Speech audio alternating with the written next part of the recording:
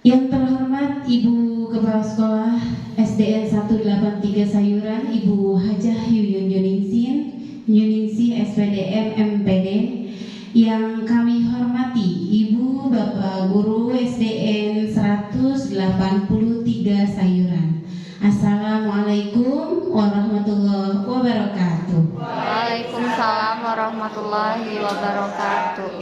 Pertama-tama mari kita panjatkan puji dan syukur kepada Allah Subhanahu wa taala. Berkat karunia-Nya alhamdulillah hari ini kita bisa melaksanakan diseminasi modul 1.4 budaya positif yang akan dibawakan oleh salah satu CGP dari SDN 183 Sayuran, yaitu Bapak Dindin Jamaluddin.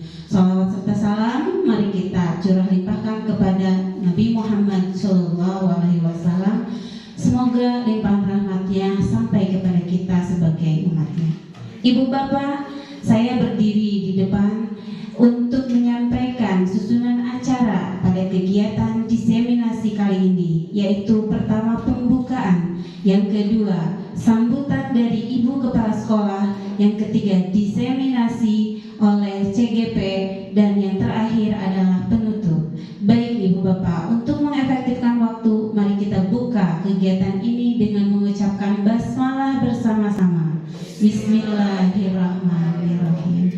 Untuk mengefektifkan waktu, selanjutnya kita akan simak sambutan dan support dari Ibu Kepala Sekolah SDN 183 Sayuran, Ibu Hajah Yuyun Yuningsi SPDM MPD. Kepadanya disilakan. Guru dan staf SDN 183 Sayuran yang saya hormati, Assalamualaikum warahmatullahi wabarakatuh. Alhamdulillahirrahmanirrahim. Kita semua masih diberikan kesehatan oleh Allah Subhanahu wa taala untuk melaksanakan kegiatan yang akan disampaikan oleh Bapak Dindin Jamaluddin, yaitu tentang diseminasi modul 1.4 tentang budaya positif. Semoga dengan kehadiran kita di sini Allah memberikan suatu berkah yang tidak terhingga, karena walaupun kita acara seperti ini, tapi ilmu yang kita dapat yang akan barokah untuk kita, ya. Tanpa salawat dan salam kita tetap curah limpahkan kepada Nabi kita, Nabi Muhammad SAW. Ibu dan Bapak yang saya hormati, segala kegiatan yang kita laksanakan itu tentunya harus dibarengi dengan keikhlasan. Ikhlas mendukung suatu program-program sekolah, ikhlas untuk memberikan support kepada teman kita, yaitu Bapak Dindin selaku CGP.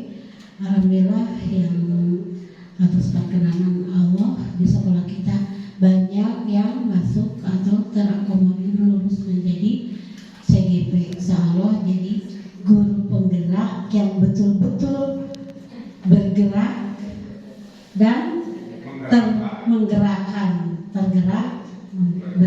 dan menggerakkan. Insya Allah teman-teman kita yang lainnya juga nanti dapat ilmunya yang lebih barokah, ya, karena banyak sekali manfaat ilmu yang didapat dari pendidikan ini, terutama untuk membentuk karakter siswa kita seperti apa nantinya, ya. karena dengan budaya positif ini mengacu kepada pendidikan yang kita berikan terhadap anak didik. Tentunya hal semacam ini harus betul-betul dikuasai oleh para guru. Nah, kita simak dari paparan Bapak Didin ini bagaimana sikap kita untuk menerima ilmu yang akan disampaikan nanti. Apakah sudah dilaksanakan atau belum? Atau dilupakan? Nah, ini kita harus dapat mengkritisi diri kita sendiri. Harus bisa menerima, oh iya, pantasan anak kita seperti ini karena kita belum menguasai ilmunya. Seperti apa? Nah, sekarang akan dikupas tuntas bagaimana cara kita untuk melaksanakan pembelajaran yang lebih baik itu seperti apa. Ya, mohon disimak, diperhatikan baik-baik untuk kebaikan kita bersama. Karena di sini yang disampaikan budaya positifnya untuk kita, untuk semua anak didik kita. Insya Allah dengan kesiapan kita mendidik anak-anak menjadi dambaan nanti outputnya seperti apa, sesuai dengan harapan yang kita inginkan, visi yang kita canangkan. Mungkin seperti itu yang bisa saya sampaikan. Assalamualaikum warahmatullahi wabarakatuh.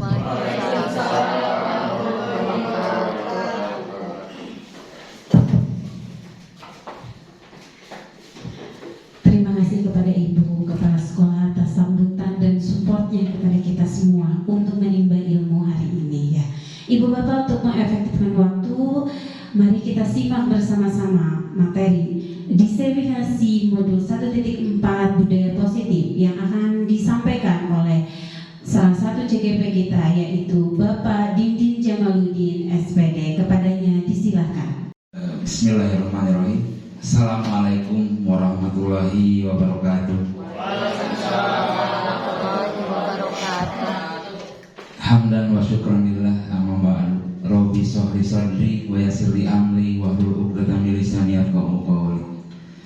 Puji dan syukur marilah kita panjatkan kehadiran kita bisa berkumpul dalam acara diseminasi modul 1.4 budaya positif di tempat ini. Salawat serta salam semoga selalu terlimpah curah kepada junjungan kita semua, Nabi besar Nabi Muhammad SAW, kepada keluarganya, kepada para sahabatnya, kepada para tabi'in atau tabi'in, dan semoga sampai kepada kita sebagai pengikutnya. Ibu Kepala Sekolah SDN 183 Sayuran yang saya hormati, Bapak Ibu guru hebat, rekan-rekan staf TU yang saya hormati. Alhamdulillah pada kesempatan kali ini saya akan mendeseminasikan modul 1.4 tentang budaya positif dalam rangka ini adalah merupakan program dari program pendidikan guru penggerak angkatan 9.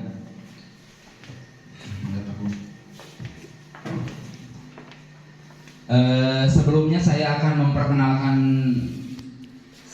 tim saya dulu. Pengajar praktik, kebetulan pengajar praktik pada kelas saya itu yaitu Ibu Sumarni, saya sendiri Dindin Jamaluddin, dan Ibu fasilitator saya yaitu Ibu Angga Citra Mahardika. Sebelumnya saya ingin pantun dulu Bapak Ibu. Tidak apa-apa? Boleh? Boleh Bu? Jalan ke Tasikmalaya. Dalam perjalanan bertemu Arif. Hari ini kita belajar bersama di acara diseminasi budaya positif.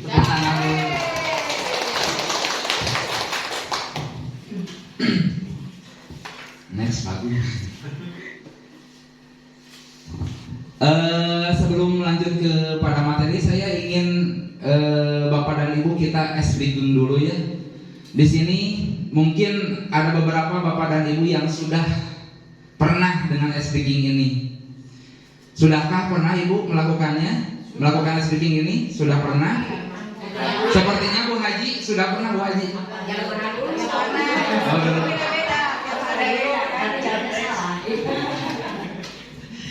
ada SBG dulu di sini. SBG-nya mengepalkan tangan, Bu. Ya, mengepalkan tangan. Berarti kalau kita mengepalkan tangan, tandanya apa, Bu? Semangat. Semangat pagi? Semangat. Tapi di sini bukan seperti itu, Bu. Jadi kita berpasang-pasangan. Ada sesuatu ya. Silakan.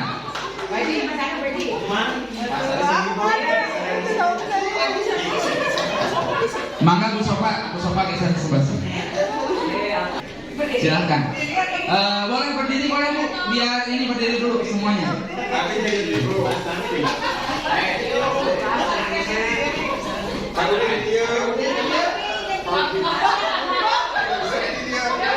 Bapak Udi sama Pak Sami tidak boleh sama ini ya.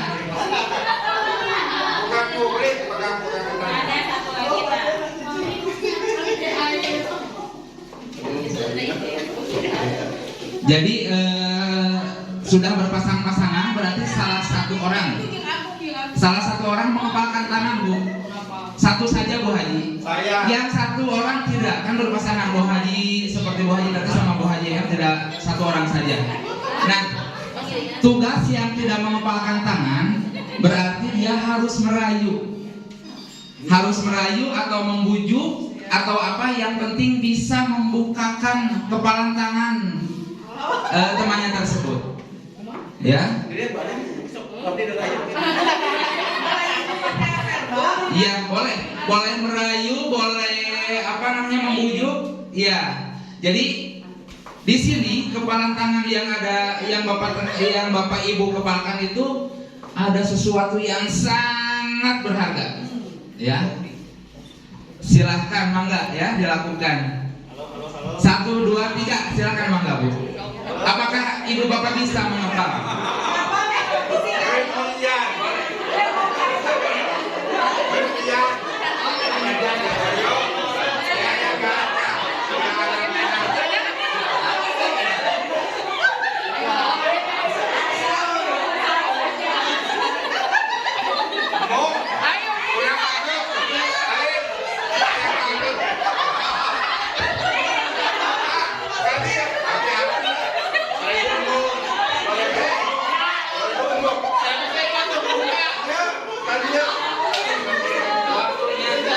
Waktunya habis Bapak Ibu. Ya. Nah, di sini saya mungkin akan mengambil beberapa ya. Siapa yang bisa membuka kepalan tangan pasangannya tersebut dan siapa yang tidak. Di sini Ibu bisa dibuka, Bu. Nah, sekarang kita dengarkan penjelasan kenapa ini sampai tidak bisa dibuka. Karena ini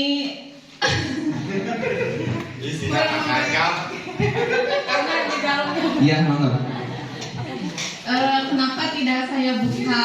Karena ini ada sesuatu yang sangat penting. Sangat berharga, Bu. Ya, sangat berharga. Jadi jangan sampai orang lain memiliki. Walaupun Ibu sudah berusaha ya, pasangannya sudah berusaha, Ibu kepala Sudah berusaha sampai ini tuh apa? Senang. Sudah ya. Terima kasih Bu Sri. Sekarang yang bisa, Bapak bisa tidak? Saya mau yang bisa. Bukan maksudnya bisa dibuka sama Bisa. Oh iya. Saya bisa dibuka. Karena tadi pertama diiming-imingi uang 1.000. Terus 2.000 nggak mau lagi. 50.000 nggak mau. 100 itu ya mau.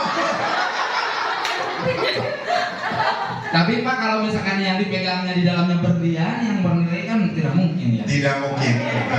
Itu harga diri harus dipertahankan. Ya, terima kasih Pak. Ya. Saya ingin mendengar ini ada komentar dari Ibu kita, Ibu Haji Ramana. Nah, kenapa Bu Haji bisa sampai terbuka? Apa alasannya? Karena Pak JM akan pensiun, jadi saya buka saja.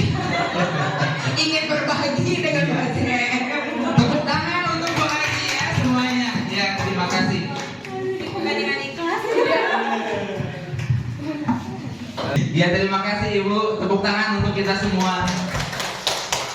Jadi di sini intinya SDGing yang kita lakukan ini merupakan suatu cerminan ya dalam kehidupan kita, bahwa kita itu kembali lagi ke diri kita yang mengontrol ya. Kita yang mengontrol diri sendiri. Jadi orang lain tidak akan bisa untuk mengubah diri kita selain diri kita sendiri yang mengubahnya. Di sini kalau misalkan yang kita kepalkan itu hanya satu buah permen, ketika Bapak Asnawi tadi dibuka dengan uang 1.000, 50.000, 100.000, kalau satu permen 1.000 juga sepertinya kalau ini bisa dibuka ya. Tetapi kalau berlian yang bernilai misalkan fantastis, ratusan juta berlian, tidak akan mungkin diberikan ya. Seperti itu. Terkecuali tadi yang Bu Haji katanya dibuka, kenapa? Karena Bu Haji itu pasangannya akan segera pensiun. Ya kita apresiasi ya Bu ya. Jadi sekali lagi ini SDGing ini berpesan kepada kita bahwa apapun itu kita adalah sebagai kontrol pada diri kita sendiri. Next Pak Agung. Nah, kesepakatan belajar pada kali ini yang pertama hadir seutuhnya dan berpartisipasi aktif. Jadi di sini mungkin saya akan insya Allah akan dua arah ya Ibu Bapak. Jadi kita interaktif saja ya.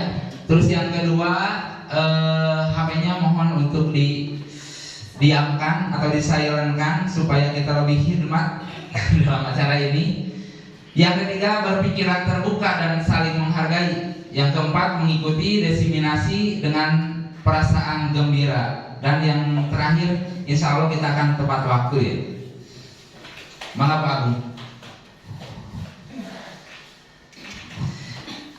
Bapak dan Ibu, di sini saya ada beberapa pertanyaan. Mungkin saya minta beberapa orang ya, bolehlah 2 orang atau 3 orang di sini sesuai pertanyaannya.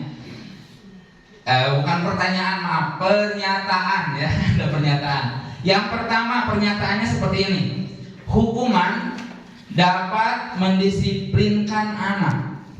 Yang kedua, pemberian hukuman dengan hal positif seperti membaca atau membersihkan halaman sekolah dapat meningkatkan disiplin anak. Dan pernyataan yang ketiga, memberi penghargaan dapat meningkatkan motivasi belajar anak. Silakan saya minta 3 orang ya, bebas ini siapa saja yang mau untuk memberikan feedbacknya atau tanggapan dari pernyataan ini. Mangga. Sepertinya Bu Silvi udah penasaran dari tadi ya, tapi tidak mau ngacung. Silakan Bu Silvi. Yang pertama saja Bu, silakan Bu. Apakah Ibu setuju dengan pernyataan yang pertama ini? Ya, bagi saya ya Pak ya, kalau hukuman dapat mendisiplinkan anak itu 50-50 Pak, setuju dan tidak setuju. Karena kan beberapa orang anak itu berbeda ya Pak ya. Seperti anak ini tanpa hukuman dia bisa disiplin, tapi anak yang satu ini tanpa ada hukuman itu harus bisa disiplin, seperti itu Pak. Jadi kalau menurut saya hukuman dapat mendisiplinkan anak itu 50% Pak, kayak gitu Pak. Iya. Terima kasih Bu Silvi. Berikutnya next, mangga Bu Haji. Sepertinya udah mau berkomentar. Mangga Bu Haji. Mangga Bu, mau nomor 3 bebas. Masih ada pilihan. Nomor 3 aja. Siap Bu. Memberikan penghargaan dapat meningkatkan motivasi belajar anak. Ini mungkin penghargaan itu bisa dalam bentuk verbal, bisa juga mungkin dalam bentuk materi ya. Yeah. Mungkin kalau dalam bentuk verbal bisa juga meningkatkan motivasi untuk belajar anak. Kalau materi mungkin nanti jadi anaknya terbiasa gitu. Kalau istilahnya mah, kalau misalnya kalau tidak diberi penghargaan berupa materi, nanti anak jadi tidak mau gitu untuk melakukan sesuatu tersebut. Sepertinya seperti itu. Iya, terima kasih Bu Haji. Dan next terakhir mangga Bu Sopa. Mangga Bu Sopa. Berarti Bu Sopa wayahnya yang kedua ya. Silahkan.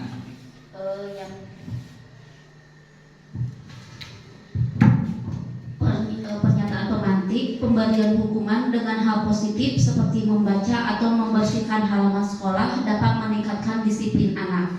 Di sini saya juga sama seperti Bu Silvi, ada anak itu yang setuju dan juga ada yang tidak. Misalnya, Ibu, saya sudah piket, jadi anak itu ibaratkan 2 kali piket.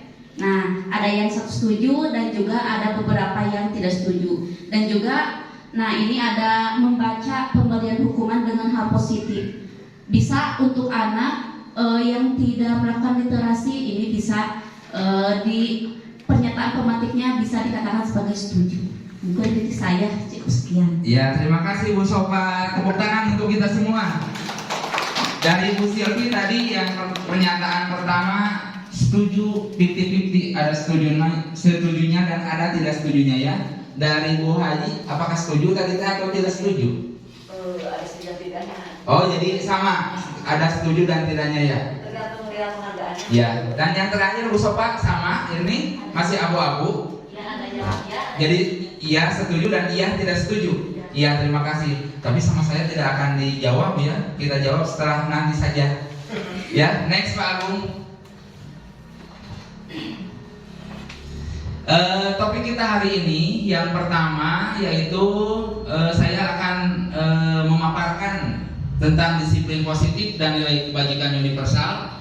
Yang kedua yaitu tentang teori motivasi, hukuman dan penghargaan serta restitusi. Yang ketiga keyakinan kelas. Yang keempat kebutuhan dasar manusia. Yang kelima posisi kontrol dan 6 segitiga restitusi. Dan yang ketujuh ini berbagi praktik baik. Alhamdulillah saya sudah melaksanakan keyakinan kelas dan segitiga restitusi. Nanti di akhir akan ditayangkan. Next Pak Agung.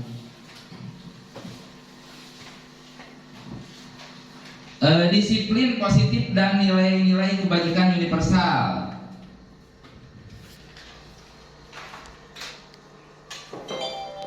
Nah, di sini yang pertama saya akan berangkat dulu dari perubahan paradigma atau teori kontrol ya. Di sini ilusi guru mengontrol murid, yang kedua ilusi bahwa kritik dan membuat orang merasa bersalah dapat menguatkan karakter, yang ketiga ada ilusi bahwa semua penguatan positif efektif dan bermanfaat, dan yang terakhir ilusi bahwa orang dewasa memiliki hak untuk memaksa. Sebelum lanjut ke selanjutnya, di sini kita bertanya dulu apa itu ilusi. Siapa yang bisa menjelaskan tentang apa itu ilusi? Betul sekali. Ada lagi yang lain? Hayalan ya. Ilusi itu bayangan atau hayalan. Kita pasti bisa. Bakal bisa, dan itu kita bakal bisa mengontrol murid akan menjadi seperti ini. Kita itu bakal bisa. Tapi kenyataannya, next Pak.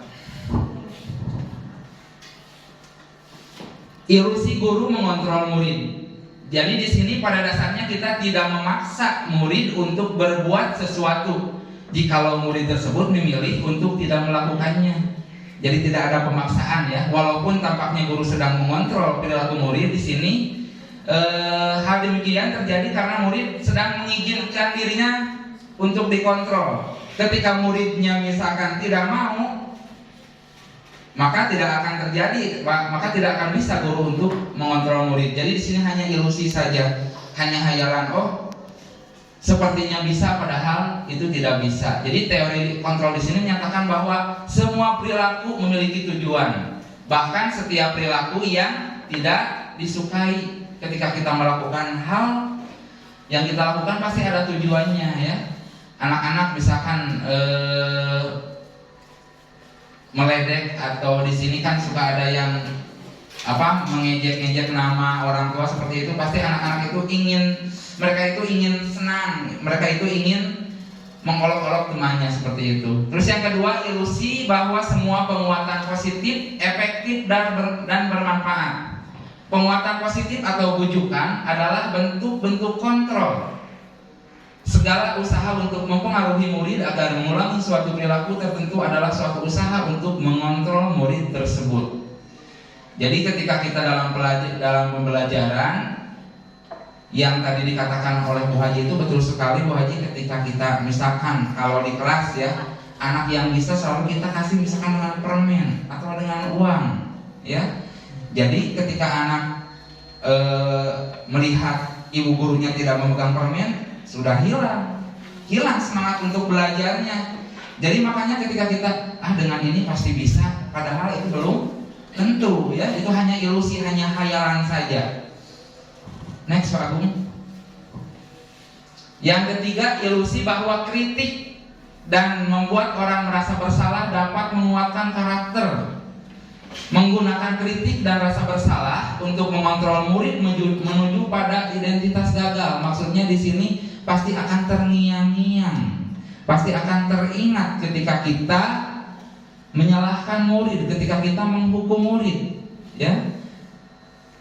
Maka murid di sini disebut sebagai identitas gagal karena terus teringat dan dia pun ingin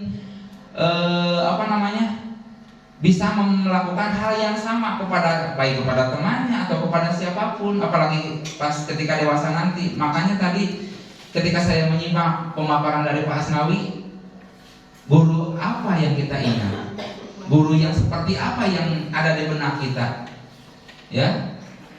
Pasti cenah guru galak, betul tidak Bapak Ibu? Betul, ya. Saya juga seperti itu, ya. Kita pasti ingat yang galaknya. Yang terakhir, ya, yang keempat, ilusi bahwa orang dewasa memiliki hak untuk memaksa.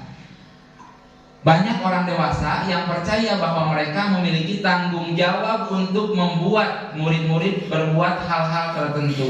Di sini mungkin kita sebagai guru biasanya suka karena kita merasa ada anak-anak pasti akan menurut kepada kita, pasti akan menuruti kemauan kita itu tidak seperti itu, ya. Jadi tetap murid juga mempunyai kontrol pada dirinya sendiri. Next Pak. Nah, di sini siapakah sesungguhnya yang memiliki kontrol? Kita atau orang lain, Bapak Ibu? Kita. Breaking yang saya tadi lakukan sebetulnya maksudnya ke sini Bapak dan Ibu.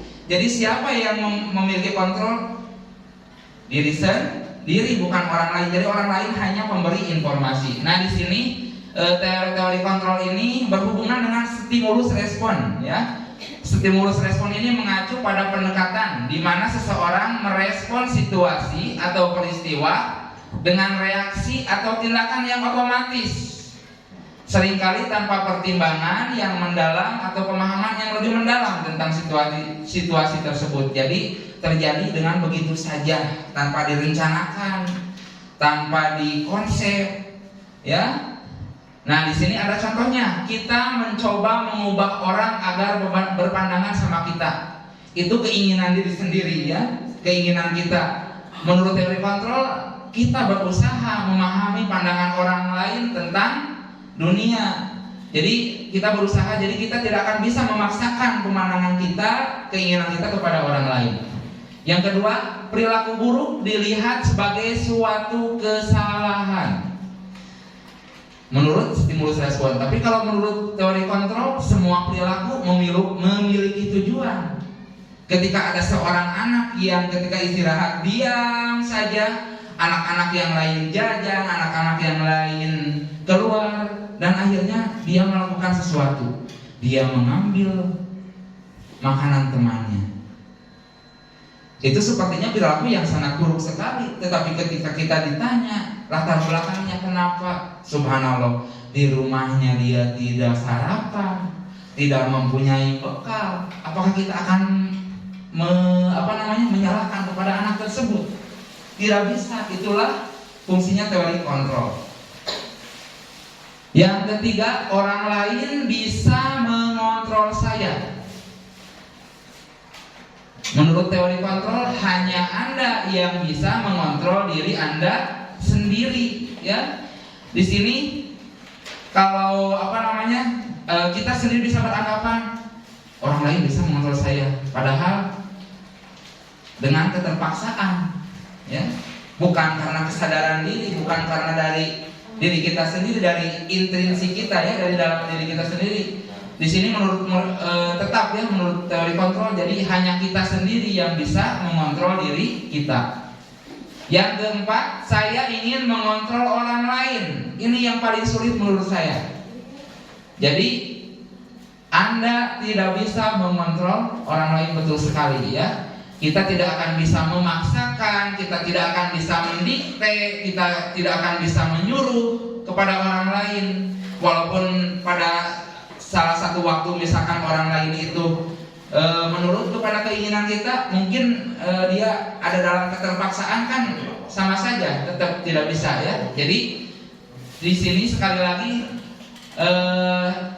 dalam teori kontrol ini yang bisa mengontrol diri sendiri adalah diri kita adalah diri kita sendiri. Yang kelima, pemaksaan ada pada saat bujukan gagal. Nah, kalau menurut teori kontrol, kolaborasi dan konsensus menciptakan pilihan-pilihan baru. Jadi di sini kita tidak bisa memaksakan ide, tidak bisa memaksakan paham kita. Misalkan dalam sekolah ini tetap harus harus berasal dari kolaborasi dan konsensus atau dari rapat seperti itu ya, dari suara terbanyak. Dan yang terakhir, model berpikir menang kalah. Pasti kalau diri sendiri berpikirnya yang penting kita menang, yang penting kita menang, biarkan saja orang lain kalah. Ya, itu menurut stimulus respon yang ada pada diri kita sendiri. Dalam teori kontrol itu menjadi model berpikir menang. Ketika kita menang, orang lain pun harus menang. Ya, jadi tidak bisa ingin menang sendiri. Silakan Pak. Yang selanjutnya yaitu tentang makna disiplin. Disiplin mungkin kata yang sangat sering kita dengar dalam kehidupan kita sehari-hari. Bahkan disiplin ini kalau di sekolah ini mungkin kita mengatakannya kepada anak-anak itu dalam satu hari pasti ya lebih dari 5 kali atau 10 kali bahkan lebih tentang kata disiplin ini. Disiplin ini artinya belajar. Walaupun dalam kenyataannya ketika kita berkata disiplin kepada anak-anak langsung murungkut, anak-anak langsung ciut, karena disiplin itu biasa berhubungan dengan peraturan yang tidak ingin anak laksanakan. Seperti saya ketika upacara bendera dengan Pak Adam, dengan Bapak Asnawi, anak-anak ketika disiplin menggunakan sepatu hitam, masih saja anak yang menggunakan sepatu putih sudah tidak enak ini ya. Iya, tidak enak berdiri, dia itu sudah langsung keringatan. Padahal kata disiplin itu sebetulnya adalah artinya itu belajar ya. Makna asal dari kata ini berkonotasi dengan disiplin diri dari murid-murid Sokrates dan Plato ya. Ini dari peneliti-peneliti yang terdahulu. Disiplin diri membuat orang menggali potensinya menuju sebuah tujuan apa yang dia hargai. Nah, namun dalam budaya kita seperti yang saya tadi katakan, bahwa makna kata disiplin telah berubah menjadi sesuatu yang sepertinya menakutkan ya ketika disiplin itu ya, sesuatu yang dilakukan seorang pada orang lain untuk mendapatkan kepatuhan. Kecenderungan umumnya adalah menghubungkan kata disiplin dengan ketidaknyamanan. Anak sudah keringat dingin ketika mendengar kata disiplin. Jadi bukan dengan apa yang kita hargai atau dengan pencapaian suatu tujuan yang mulia. Jadi sekali lagi di sini disiplin itu adalah belajar. Disiplin itu bukan peraturan ya. Next Pak. Nah, sekarang dari kata disiplin tersebut kita masuk ke dalam nilai-nilai kebajikan ya, nilai kebajikan universal. Nilai-nilai kebajikan adalah sifat-sifat positif manusia yang merupakan tujuan mulia yang ingin dicapai oleh setiap individu. Nilai-nilai tersebut bersifat universal, jadi tidak bersifat di satu daerah saja, di satu kota saja, di satu negara, tetapi ini sudah mendunia ya nilai-nilai kebajikan ini. Dengan mengaitkan nilai-nilai kebajikan yang diyakini, seseorang maka motivasi intrinsiknya akan terbangun sehingga menggerakkan motivasi dari dalam untuk mencapai tujuan yang mulia yang dia inginkan. Jadi di sini motivasi tentang nilai-nilai kebajikan ini kembali lagi kepada individu masing-masing ya, dari hatinya, dari dirinya sendiri. Makanya ini tidak bisa dipaksakan. Next Pak Budi. Di sini ada beberapa contoh nilai-nilai kebajikan universal. Yang pertama yaitu yang mungkin sudah kita lakukan ya, ada dalam profil pelajar Pancasila. Beriman bertakwa kepada Tuhan Yang Maha Esa, mandiri, bernalar kritis, berkebinekaan global, bergotong royong dan kreatif. Itu merupakan nilai-nilai kebajikan. Terus yang kedua di sini ada dari penelitian ya, dari IBO. Ada nilai-nilai kebajikannya itu yaitu toleransi, rasa hormat, integritas, mandiri, menghargai, antusias, empati, keingintahuan, kreativitas, kerjasama, percaya diri, dan komitmen. Dan yang terakhir ada contoh-contoh nilai kebajikan dari 9 pilar karakter, yaitu cinta Tuhan dan segenap ciptaannya, kemandirian dan tanggung jawab, kejujuran, amanah, dan diplomatis, hormat dan santun, dermawan, suka menolong dan gotong royong, percaya diri, kreatif, pekerja keras, kepemimpinan dan keadilan, baik dan rendah hati, serta toleransi, kedamaian dan kesatuan. Di sini ada beberapa nilai-nilai, contoh nilai-nilai kebajikan yang sebetulnya masih banyak sekali. Ya, kalau kita mengingat ke nilai-nilai kebajikan itu adalah berhubungan dengan kebaikan ya. Dengan kebaikan yang akan kita laksanakan. Sebanyak apapun contoh, sebanyak apapun kita tahu tentang nilai kebajikan, tetapi kalau kita tidak melaksanakannya, apakah akan terlaksana? Tidak ya Ibu Bapak. Next Pak Gung. Teori motivasi, hukuman, dan penghargaan serta restitusi. Next Pak. Teori motivasi perilaku manusia. Nah, di sini yang pertama, untuk menghindari ketidaknyamanan atau hukuman. Pertanyaannya, apa yang akan terjadi apabila saya tidak melakukannya? Yang nomor 1 ini mengingatkan kita kepada bagaimana kita melaksanakan tugas dan kewajiban kita sebagai seorang pengajar, sebagai seorang guru. Apakah kita, misalkannya contoh, apakah kita hadir tempat waktu itu untuk menghindari ketidaknyamanan atau hukuman dari atasan? Ya, seperti itu. Ini motivasinya, jadi motivasi dari luar, motivasi dari orang lain ya, motivasi eksternal. Misalkan ada murid itu sangat setiap hari datangnya pagi terus, jam 6 sudah di sekolah. Ya, tapi dia bilangnya ke orang tua seperti ini. Saya takut dimarahin oleh bapak dan ibu guru ketika kesiangan. Itu. Jadi murid melakukan murid atau hadir jam 6 pagi di sekolah karena adanya seperti ada tekanannya, bukan dari kesadaran diri murid tersebut. Terus yang kedua, untuk mendapatkan imbalan dari orang lain atau institusi. Di sini pertanyaannya, apa yang akan saya dapatkan apabila saya melakukannya? Saya tidak akan melakukan, misalkan karena saya tidak akan diberi uang, ya seperti itu contohnya. Gak apa-apa tidak melakukan juga karena ini tidak ada honornya, tidak ada tidak ada upahnya, ya. Jadi ketika kita melakukan suatu pekerjaan, kalau seperti itu untuk mendapatkan imbalan dari orang lain, itu sepertinya tidak baik juga. Nah, ini termasuk juga ke dalam motivasi yang eksternal, motivasi dari luar, ya. Dan yang ketiga, teori motivasi perilaku manusia itu yang ketiga adalah untuk menghargai diri sendiri. Datang tepat waktu ke sekolah untuk mengajar karena menghargai diri sebagai guru untuk memberikan contoh tauladan kepada muridnya. Itu yang baik, ya. Murid juga datang ke sekolah itu bukan karena takut oleh guru, tapi karena dia berlatih.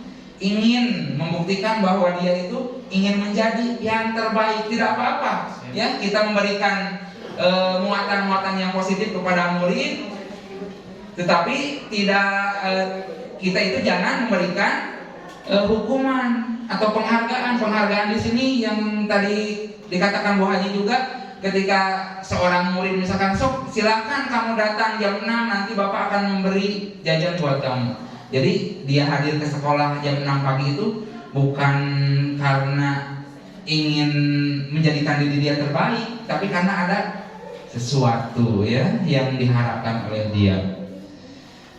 Jadi yang ketiga ini merupakan motivasi internal dari tujuan disiplin positif, motivasi dari dalam diri kita sendiri ya. Kembali lagi kita tidak akan ya bisa berubah kecuali diri kita yang mengubahnya. Orang lain itu, aturan itu atau apa keyakinan-keyakinan itu hanya sebagai pemberi informasi saja, informasi yang apakah kita akan melakukannya atau tidak. Next Pak Agung. Merdeka. Coba ibu tak angkat tangannya untuk berpergi kita. Merdeka. Merdeka. Tepuk semangat.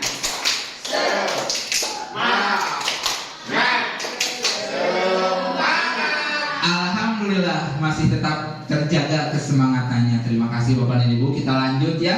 Karena di sini mohon maaf saya agak cepat karena untuk mengefektifkan waktu ya Ibu ya.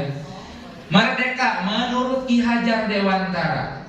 Merdeka itu artinya tidak hanya terlepas dari perintah, akan tetapi juga cakap untuk memerintah diri sendiri. Kembali lagi Bapak dan Ibu, kita tidak akan bisa memaksakan kepada murid kita ya, harus ini, harus itu, harus disiplin, harus belajar, harus apa, tanpa dilakukan oleh murid tersebut. Jadi murid itu harus ada keinginan yang timbul dari dalam dirinya, yang disebut sebagai motivasi intrinsik tadi, motivasi dari dalam diri. Kita itu hanya bisa menebalkan saja ya, karena menurut Ki Hajar Dewantara murid itu bagaikan sebuah kertas yang sudah ada tulisannya tetapi belum, masih remang-remang tulisannya. Kita sebagai guru berusaha ya untuk menebalkan hal-hal yang positifnya,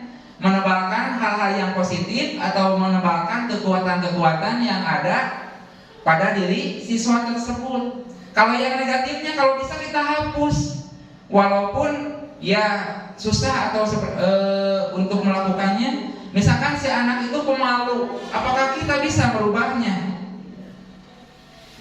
Mudah-mudahan sedikit-sedikit bisa, walaupun susah ketika ada seorang anak yang pemalu. Nah, jadi kembali lagi di sini kita ketika yang namanya merdeka itu bukan hanya merdeka dari penjajahan, tetapi ketika kita bisa melaksanakan sesuai dengan hati nurani, sesuai dengan keinginan di sini tidak hanya terlepas dari perintah, akan tetapi juga cakap untuk memerintah diri sendiri. Next Pak.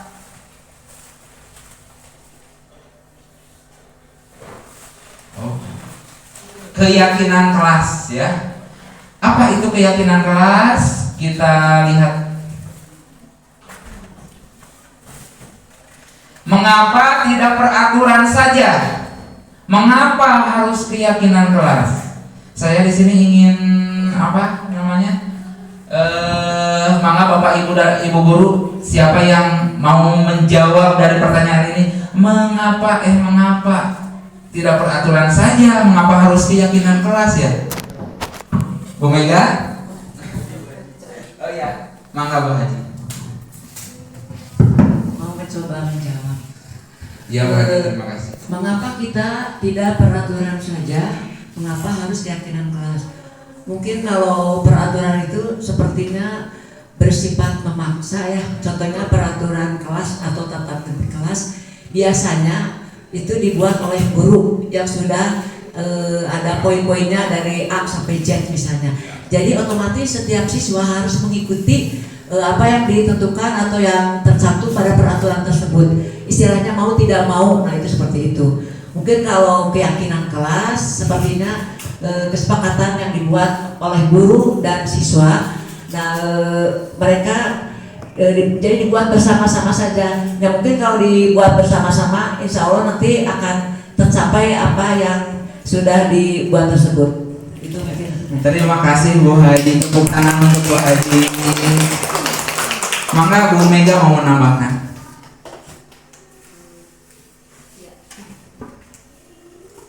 Terima kasih. Menurut saya, kenapa tidak peraturan saja, kenapa harus keyakinan kelas? Karena kalau peraturan itu terlihatnya itu udah baku sekali ya, jadi mungkin beban untuk anak-anak itu sendiri. Jadi tanpa adanya kesepakatan yang dijalankan antara guru dengan murid gitu. Jadi kalau misalkan ketika ada pelanggaran-pelanggaran dan keyakinan kelas itu sudah dilaksanakan, mungkin itu bukan lagi hukuman tetapi konsekuensi, mungkin seperti itu. Terima kasih. Terima kasih Bu Mega. Aplaus yang terbaik buat Bu Mega dan Bu Haji ya. Betul sekali ya. Mengapa tidak peraturan saja? Mengapa harus keyakinan kelas? Kita bahas ya. Berikutnya Pak Agung. Nah, jadi betul sekali apa yang dikatakan oleh Bu Haji tadi. Kalau mendengar kata peraturan, sepertinya murid itu peraturan itu suka sifatnya itu kan seperti memaksa. Apalagi sudah ada peraturan kelas 1, 2, 3, tidak boleh datang terlambat, tidak boleh membuang sampah sembarangan. Anak itu sudah sudah keringat dingin lah kalau mendengar peraturan itu. Iya, sudah ketakutan ya. Makanya di sini harus menjadi keyakinan kelas. Awalnya saya kan kalau misalkan ada kata jangan membuang sampah sembarangan, itu merupakan kalimat yang negatif karena ada larangannya. Ya, jangan membuang sampah sembarangan. Dirubah kepada kalimat yang positif. Buanglah sampah pada tempatnya. Saya mengira asalnya keyakinan kelas itu sampai ke sana Bu Haji, tetapi ternyata tidak ya. Jadi di sini keyakinan kelas itu harus meyakinkan anak akan nilai-nilai ya, akan nilai-nilai kebajikan. Makanya ketika kalau peraturan atau dalam peraturan yang kalau tata tertib yang biasanya kita mau buat, jangan membuang sampah sembarangan. Ada lagi kata yang lebih lebih positif, buanglah sampah pada tempatnya. Dan ketika pada keyakinan kelas akan berubah menjadi mencintai kebersihan yang harus diyakini oleh semua warga kelas, semua warga sekolah. Jadi kalau kita sudah cinta, apa sih yang tidak akan kita lakukan kalau kita sudah tidak cinta? Pasti akan melakukannya. Betul tidak Bapak Ibu? Betul. Ya. Jadi di sini kenapa harus keyakinan kelas? Karena untuk mendukung motivasi intrinsik. Motivasi intrinsik itu motivasi yang ada dalam diri setiap siswa. Ya, kembali ke nilai-nilai keyakinan. Lebih menggerakkan seseorang dibandingkan mengikuti serangkaian peraturan-peraturan. Jadi di sini siswa atau murid lebih bebas. Bukannya lebih bebas tanpa aturan, tetapi lebih bebas untuk melakukan apa yang mereka yakini, ya. Mencintai kebersihan. Terus berperilaku jujur. Terus mandiri. Itulah contoh-contoh nilai keyakinan kelas. Next, Pak.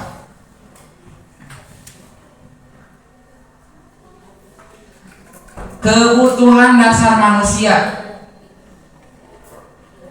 Ada belonging, ada survival, ada belonging, ada power, freedom, sama fun. Next, Pak. Apa itu ya? Kita lihat di sini. Survival yaitu kebutuhan untuk bertahan hidup, seperti makan, minum, dan banyak lagi ya. Terus di sini ada juga survival itu merupakan kebutuhan psikologis. Ketika kita membayangkan di Palestina, ya, yang diserang oleh Israel kan, apakah kebutuhan survivalnya terpenuhi atau tidak? Kebutuhan makannya seperti apa? Kebutuhan akan rasa amannya juga tidak ada ya. Itulah survival atau kebutuhan hidup. Yang kedua, love and belonging, kasih sayang dan rasa diterima. Ini merupakan kebutuhan psikologis, kebutuhan untuk disayangi dan menyayangi ya. Mungkin kalau di sini yang sudah berumah tangga akan sangat merasakan sekali ya ketika kita membutuhkan sesuatu, tetapi kita juga tidak akan, sebetulnya yang nomor 2 ini sudah berlangsung lama. Kita itu sudah mendapatkannya dari siapa? Dari kedua orang tua kita yang dengan tulus ya menyayangi kita dan mengasihi kita. Yang ketiga ada power atau penguasaan. Apa itu penguasaan? Penguasaan itu kalau dalam pembelajaran ya, kalau dalam pembelajaran si anak akan merasa bangga ketika dia bisa, misalkan contoh melemparkan bola basket masuk ke dalam keranjangnya, tapi dia itu terus-terusan bisa masuk, sudah bisa mengontrol. Oh, dia sudah menguasai nih lemparan yang dari luar, seperti itu. Atau ketika perkalian, anak itu akan senang sekali, atau si anak itu akan merasa dihargai ya, dia itu merasa menguasai. Nih sudah bisa nih perkalian 1 sampai 9. Contoh yang lain, ketika si anak bisa atau mampu menggunakan sepeda, dia itu sudah berkuasa. Kumaha saya, pokoknya kalau sudah berkuasa seperti itu ya, mau lajunya kencang atau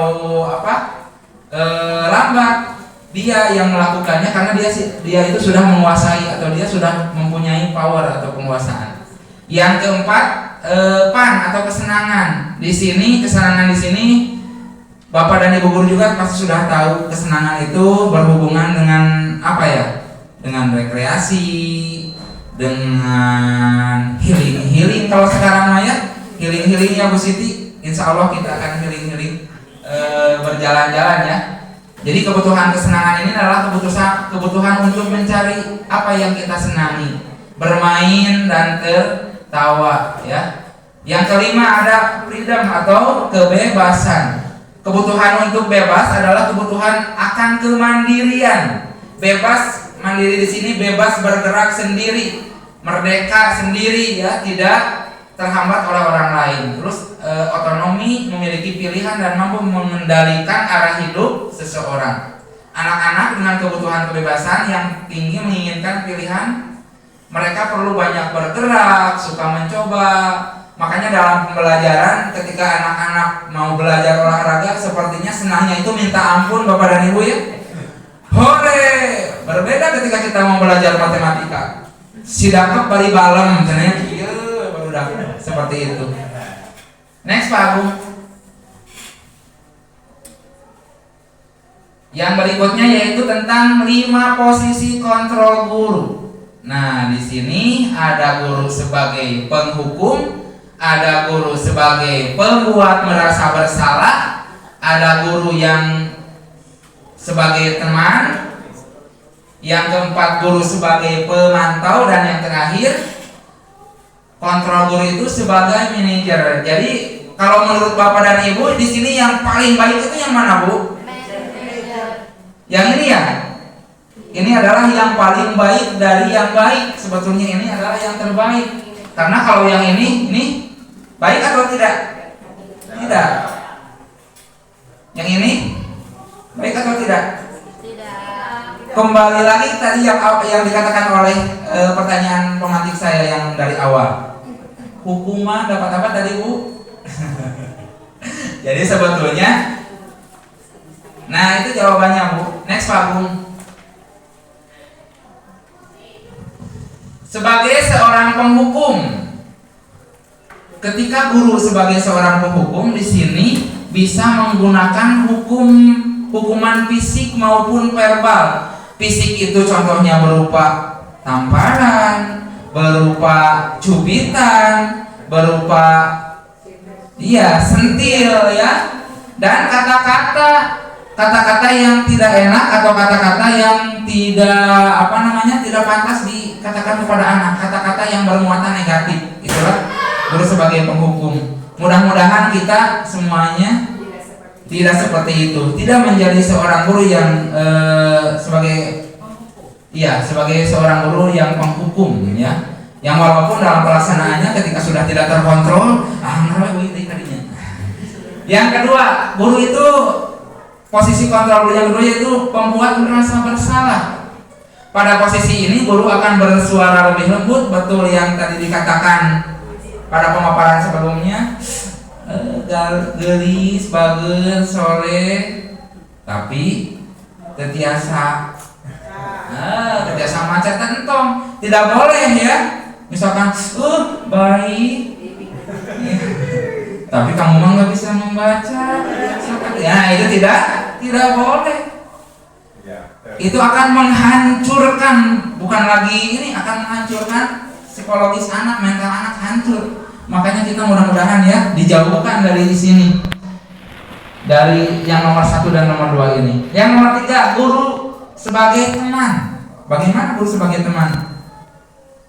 Guru pada posisi ini tidak akan menyakiti murid, namun akan tetap berupaya mengontrol murid yang persuasif. Posisi teman pada guru bisa negatif ataupun positif. Ketika kita ada, si anak belajar karena dia merasa berteman dengan kita, belajarnya semangat. Tapi ketika tidak ada kita, nggak ada Pak Dindin, belajarnya jadi seperti apa? Jadi tidak semangat ya, seperti itu. Ada positif dan negatifnya. Next Pak. Yang keempat, guru sebagai pemantau. Di sini guru berarti kalau memantau berarti mengawasi ya. Pada saat kita mengawasi, kita bertanggung jawab atas perilaku orang-orang yang kita awasi. Kita bertanggung jawab di kelas kita. Kita mengawasi anak, jangan sampai anak tersebut melakukan hal-hal yang tidak diinginkan. Mengawasi, mengontrol anak-anak ketika belajar supaya pembelajaran yang kita lakukan itu hidup atau berdiferensiasi. Nah, yang terakhir, inilah yang diidam-idamkan semua atau yang kita inginkan semua, guru sebagai manajer ya. Di sini posisi di mana guru berbuat sesuatu bersama dengan murid, mempersilahkan murid mempertanggungjawabkan perilakunya. Makanya ini berhubungannya dengan segitiga restitusi ya. Tidak langsung menghakimi tetapi mengilhami ya. Seorang manajer telah memiliki keterampilan pada posisi teman ataupun pemantau. Jadi kalau jadi posisi guru pada manajer ini sudah termasuk teman, dia sudah bisa mengontrol dirinya sebagai teman, mengontrol dirinya sebagai pemantau kepada anak. Jadi manajer ini merupakan sudah komplit ya, sudah yang terbaik. Next Pak.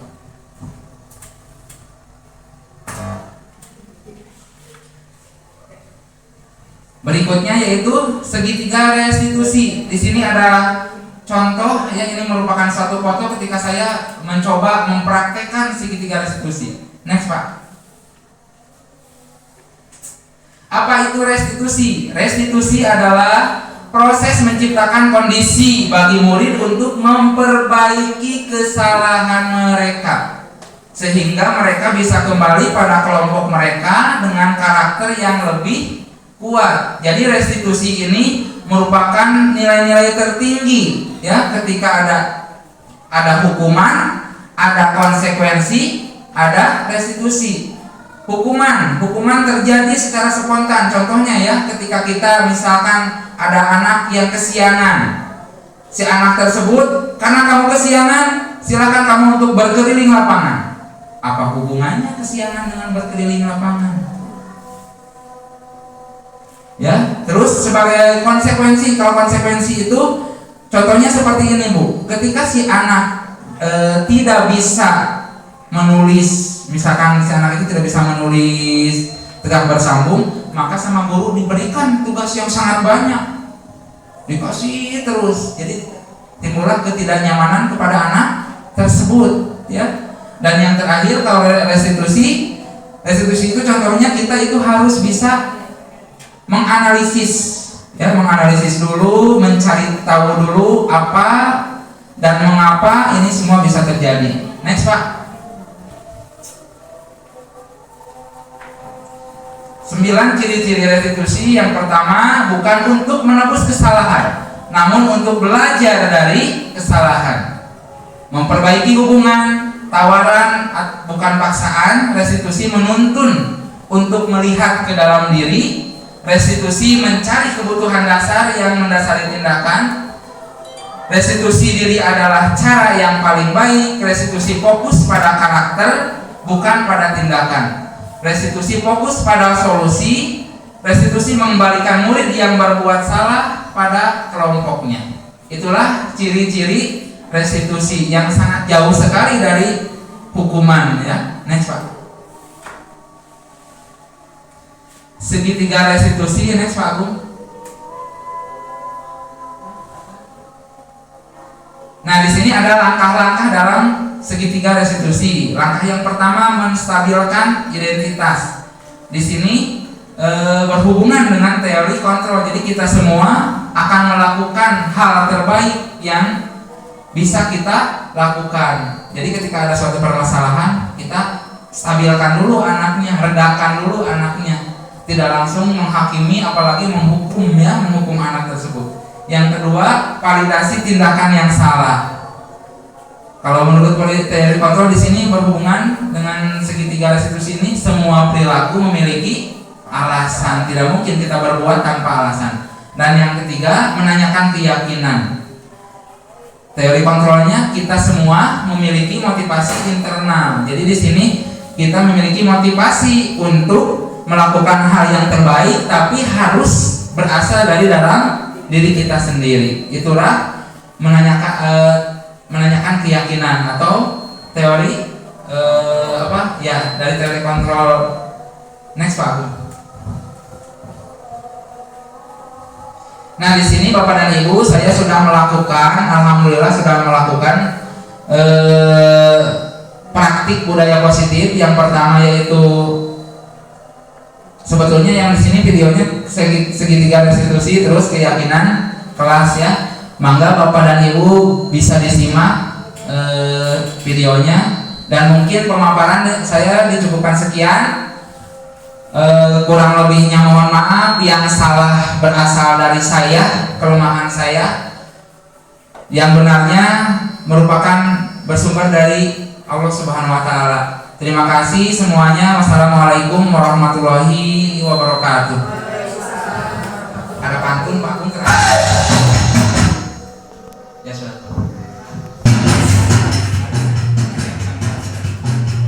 Assalamualaikum warahmatullahi wabarakatuh.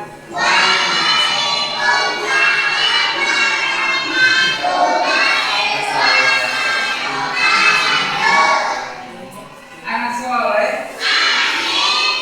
Bagaimana kabarnya? Alhamdulillah, ya.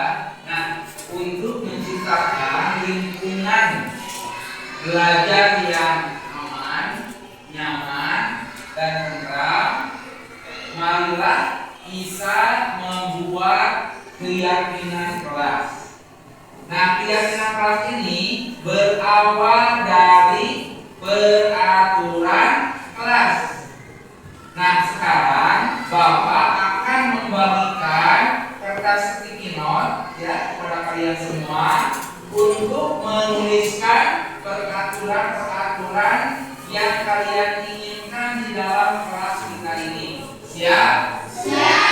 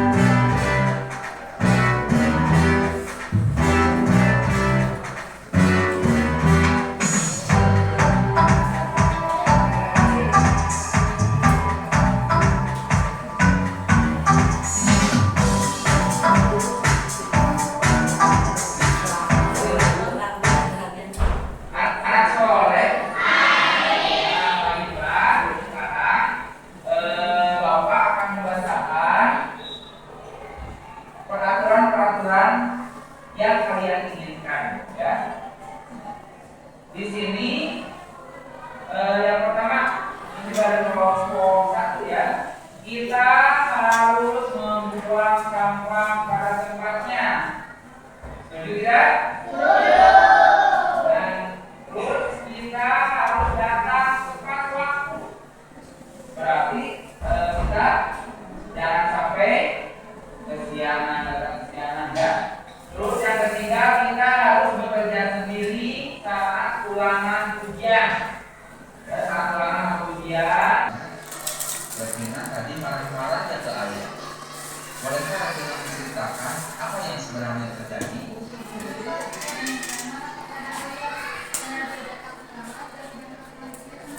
Oh begitu, baiklah Papa mengerti.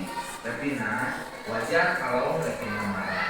Di sini kepada Pak Dindin yang sudah menyampaikan diseminasinya tentang budaya positif. Ibu Bapak, kalau boleh saya simpulkan, itu adalah konsep inti dari budaya positif. Jadi ketika kita akan menerapkan budaya positif, 6 materi itu adalah konsep intinya, seperti itu. Mudah-mudahan kita bisa mengimplementasikannya, membudayakannya di sekolah kita semakin positif dalam segala hal, gitu ya. Assalamualaikum warahmatullahi wabarakatuh.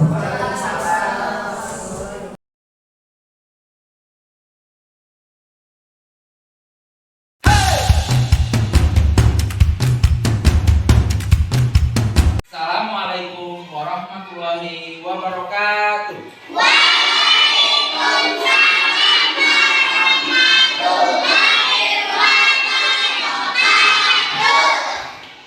Anak soleh, bagaimana kabarnya?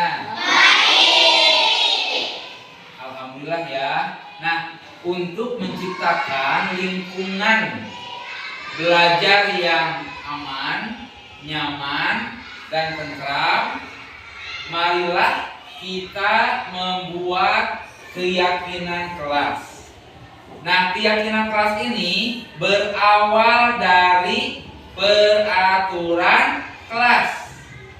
Nah, sekarang Bapak akan membagikan kertas sticky note ya kepada kalian semua untuk menuliskan peraturan-peraturan yang kalian inginkan di dalam kelas kita ini. Siap? Siap.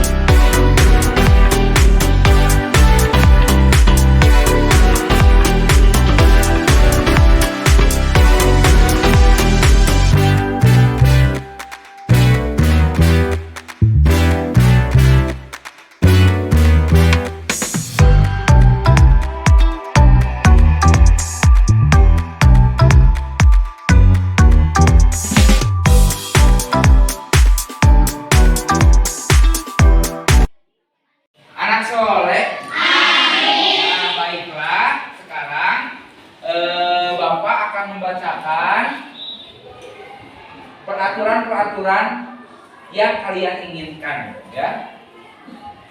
Di sini yang pertama ini dari kelompok 1 ya. Kita harus membuang sampah pada tempatnya. Setuju tidak? Setuju. Nah, terus kita harus datang tepat waktu. Berarti kita jangan sampai datang kesiangan ya.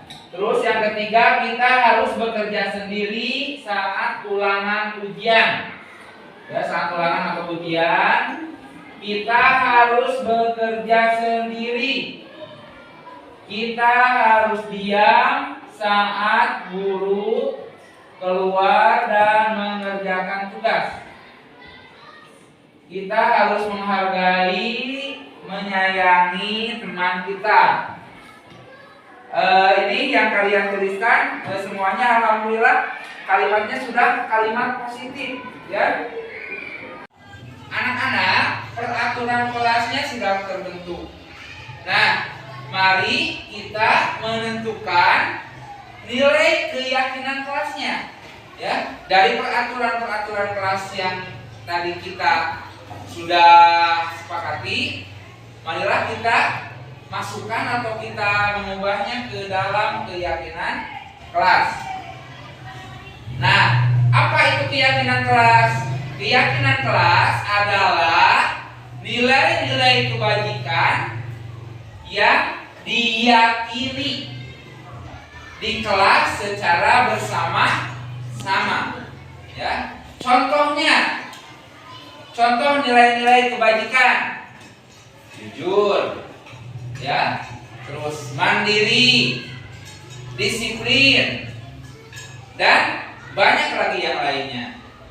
Sekarang mari kita tentukan keyakinan kelas pada peraturan yang sudah dibuat ya.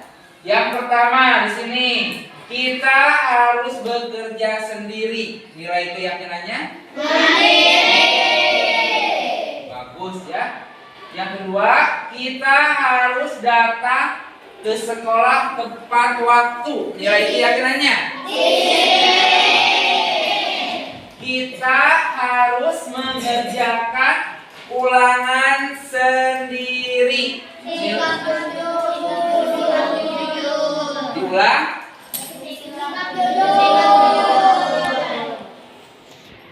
Kita harus membuang sampah pada tempatnya. Nilai keyakinannya kita harus menghargai dan menyayangi teman kita. Nilai keyakinannya ya. Silakan kalian untuk menempelkan keyakinan yang sudah kita buat.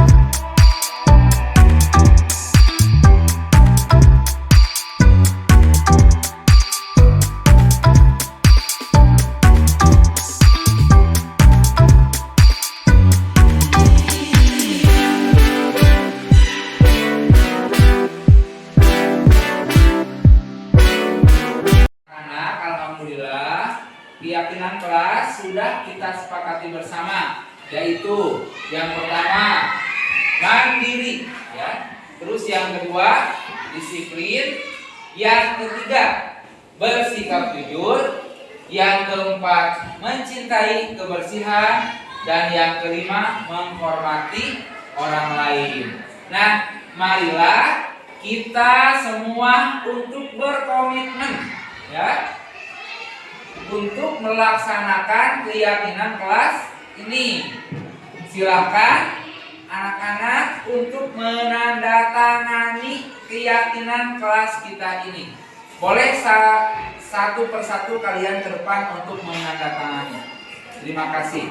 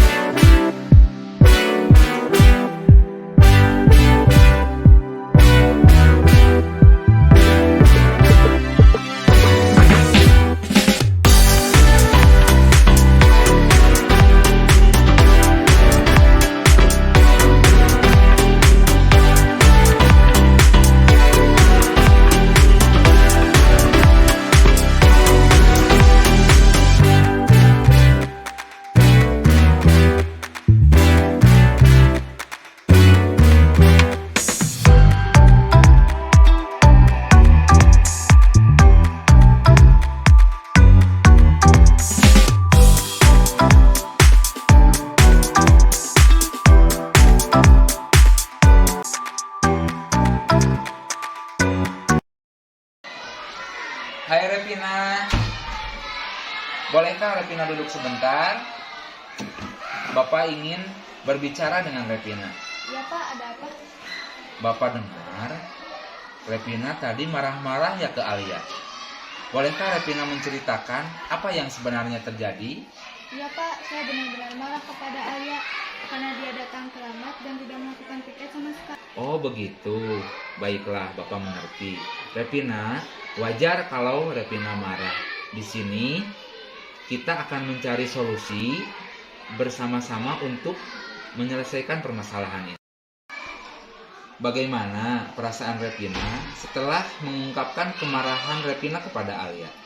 Saya menyesal Pak, tidak seharusnya marah seperti itu Pak. Itu akan membuat semuanya semakin buruk. Menurut Revina, apakah kita bisa menyelesaikan masalah ini dengan menjaga hubungan Revina dengan Alia tetap baik? Apakah Revina memiliki ide atau saran? Saya berpikir kita bisa membuat jadwal tiket dan pembagian tugas yang lebih jelas. Ini akan membantu memastikan bahwa setiap anggota piket tahu apa yang harus dikerjakan. Itu adalah ide yang sangat baik Revina. Jadwal piket dan pembagian tugas yang jelas bisa membantu menjaga agar semuanya berjalan lancar. Mari kita bekerja sama untuk memastikan bahwa semua anggota kelompok piket kelas tahu tugas mereka dengan jelas. Terima kasih banyak ya atas waktunya Revina. Iya Pak, sama-sama.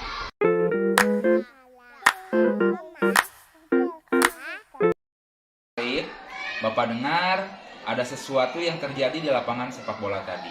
Bolehkah Alif memberitahu Bapak apa yang terjadi? Ya Pak, tadi temanku Rapi menyenggol saya saat saya akan mencetak gol. Saya kesal dengan dia, saya tonjok aja Rapi. Bapak tahu itu bisa membuatmu marah Alif. Pasti kesal ketika gagal mencetak gol karena disenggol teman. Di sini Bapak tidak akan mencari siapa yang salah, tetapi Bapak ingin mencari solusi untuk menyelesaikan masalah ini dengan baik. Bagaimana perasaan Alif setelah menonjok teman Alif tersebut? Saya tahu itu salah Pak, seharusnya saya tidak melakukan seperti itu. Bapak menghargai kamu telah menyadari kesalahanmu Alif. Kita semua kadang-kadang bisa kehilangan kendali ketika marah. Tapi sebenarnya Alif bisa mencari cara lain agar semua menjadi lebih baik. Bagaimana menurut Alif? Apakah kita bisa menyelesaikan masalah ini dengan menjaga suasana bermain yang lebih positif? Mungkin saya bisa meminta maaf kepadanya dan memberikan penjelasan kenapa saya bereaksi seperti itu. Itu langkah yang baik, Alif. Bagaimana menurutmu kita bisa menjaga agar permainan sepak bola di lapangan sekolah ini tetap menyenangkan dan aman bagi semua orang? Saya pikir kita perlu mengingatkan semua teman kita untuk bermain dengan sportif dan saling menghormati. Itu ide yang sangat baik, Alif. Jika kita semua bermain dengan sportif dan saling menghormati, kita bisa menciptakan lingkungan yang lebih positif di lapangan sepak bola. Terima kasih atas waktunya ya, Alif. Ya Pak, sama-sama.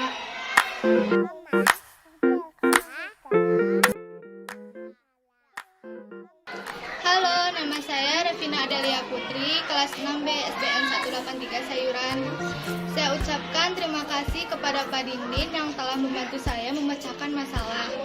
Sekarang saya sudah lega dan dapat menemukan solusi permasalahan setelah berdiskusi dengan Pak Dindin. Terima kasih Pak. Nama saya Alif Maulana, kelas 6B SDN 183 Sayuran. Setelah berdiskusi dengan Pak Dindin, saya merasa lebih tenang. Pada awalnya saya marah dan kesal. Ternyata saya dapat menemukan solusi permasalahan dengan cara yang baik. Terima kasih Pak Dindin.